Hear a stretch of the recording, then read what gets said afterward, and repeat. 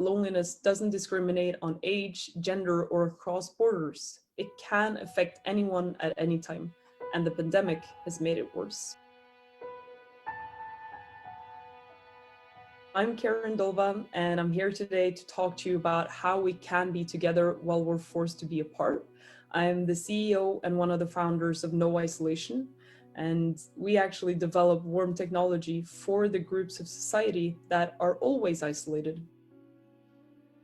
During lockdown, 44% of young adults from 18 to 24 reported feeling lonely. So today I wanted to talk to you about what we've learned from this lockdown loneliness, and more importantly, how we can try to escape it.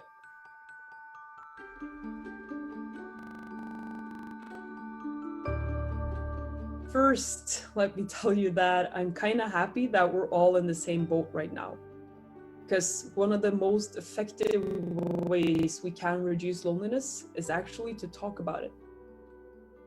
Everyone feels lonely at times, and there's no shame in that.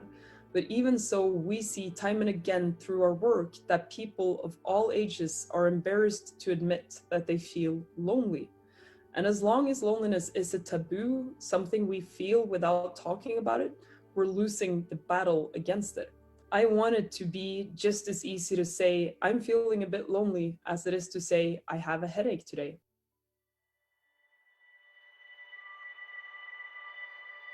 Loneliness is a very subjective feeling. It occurs when our own expectations for social interactions are not met.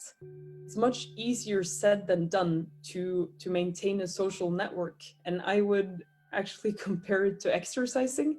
It's something that you have to set aside time for and do. And I know firsthand that technology can never replace human-to-human connection, but it can help us build and maintain those crucial relationships when meeting physically is difficult.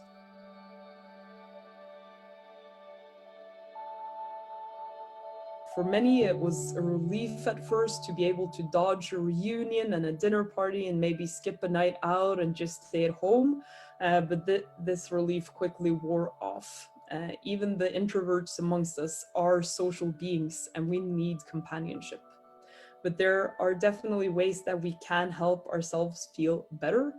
And I think it's worth thinking about those rainy days where you change up your routine and you stay inside.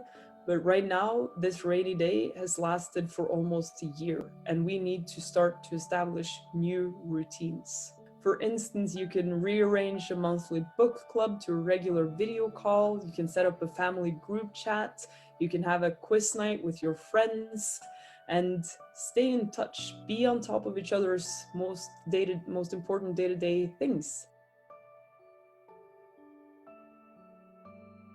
I know that the idea of building new routines might seem boring and tedious, but having routines is a very efficient way of getting things done.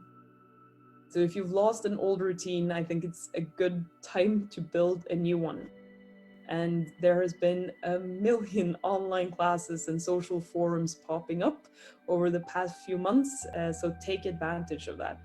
It may feel like there's no reason to stay active and connected right now, and it might be even more difficult if you're living alone, but creating those daily routines can definitely boost self-motivation, and it may surprise you how the outcome is.